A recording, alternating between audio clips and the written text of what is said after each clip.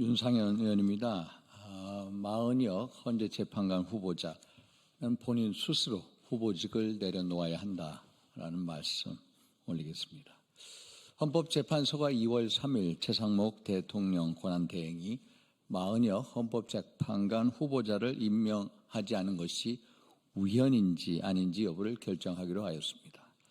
한덕수 국무총리, 박성재 법무장관, 최재 감사원장, 조지호 경찰청장 등 탄핵 심판 사건이 줄비하게 산적해 있는데도 불구하고 이를 모두 다 제쳐두고 마은혁 후보의 임명과 관련한 권한쟁의 심판을 먼저 하겠다고 합니다. 민당과 헌법재판소는 마 후보의 이념적 편향성이 윤석열 대통령 탄핵 심판에 있어서 공정성과 중립성을 훼손할 수 있다는 것을 뻔히 알면서도 임명을 강행하려 하고 있습니다. 목적은 명확합니다. 야권의 입장에서 윤 대통령 탄핵 소추 인용을 위한 마지막 퍼즐을 완성하기 위함이고 그 역할을 마 후보가 한 채 흔들림 없이 충실히 이행해 줄 것이라고 믿고 있기 때문일 것입니다.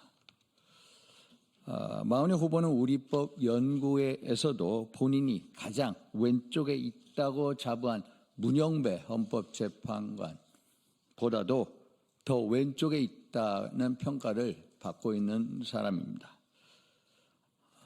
마은혁 후보는 과거 인천지역 민주노동자연맹 인민노련에서 활동한 인물입니다. 인민노련은 마르크스 레닌주의를 기조로 남한에서 사회 변혁을 이루어야 한다는 취지에서 만들어진 단체이고 마 후보는 당시 지도부에서 이론교육, 선전 부문의 역할을 한 것으로 알려지고 있습니다. 특히 마 후보는 진보 세력의 정책 발전을 꾀할 수 있는 유일한 무기는 진보정당이다 라고 하며 본인의 정책 이념을 스스럼 없이 기수한 바 있습니다.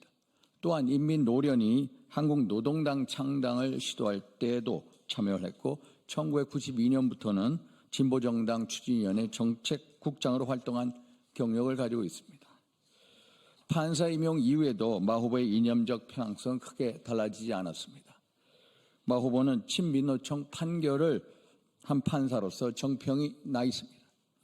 2009년 국회에서 불법 농성을 벌인 민노당 당직자에 대해서 당시 검찰은 12명만을 약식 기소했지만은 마 후보는 노동운동의 동지애가 발동했는지 모르겠습니다만은 아예 공소기각 판결을 내렸습니다. 또한 고 노회찬 전 의원에게 정치자금을 후원하며 법관의 정치적 중위 의무를 위반했다는 논란을 받기도 하였습니다. 또한 마은혁 후보는 2022년 한 기업의 노동조합이 스스로 민노총에 속한 금속노조에서 벗어나 기업별 노조로 조직 형태를 변경하고자 했던 총회 결의가 무효라고 판단하며 민노총에 유리한 판결을 내렸지만 그 판결은 대법원에서 뒤집혀지기도 하였습니다. 이렇듯 마은혁 후보의 과거 행정과 지난 판결은 그가 마르크스 레닌주의를 신봉한 사회주의적 이념을 지니고 있는 판사라는 것과 편협한 진영주의 판결을 내리는 판사라는 것을 방증하고 있습니다. 이는 마 후보의 헌법재판관으로서 공정성과 중립성을 의심스럽게 만들고 있습니다. 특히 헌법재판소의 이념적 운동자가 이미 왼쪽으로 기울어져 있습니다. 8명의 재판관 중 5명이 문재인 대통령, 김명수 대법원장, 민주당에서 추천한 인물들입니다. 여기에 마 후보까지 임명되면 총 6인의 헌법재판관이 진보 진영에서 추천한 인물로 채워지게 됩니다. 마음만 먹으면 헌법과 법률과 상관없이 진영의 이해관계에 따라 윤 대통령을 포함해서 누구든지 탄핵할 수 있다는 것을 의미합니다. 이런 일이 발생할 경우 현재의 결정에 승복하겠다는 국민이 과연 얼마나 되겠습니까?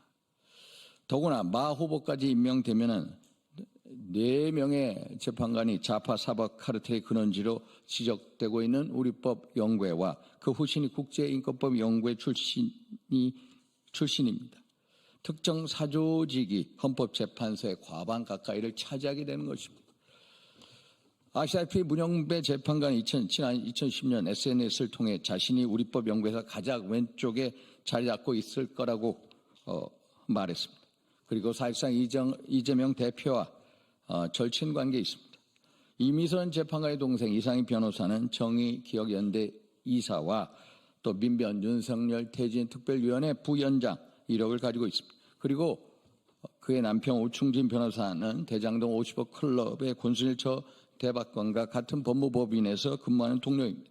정계선 재판관 배우자인 황필규 변호사는 윤 대통령 탄핵소 측 국회 측 대리인인 김희수 변호사와 같은 공익법인에 근무하고 있습니다.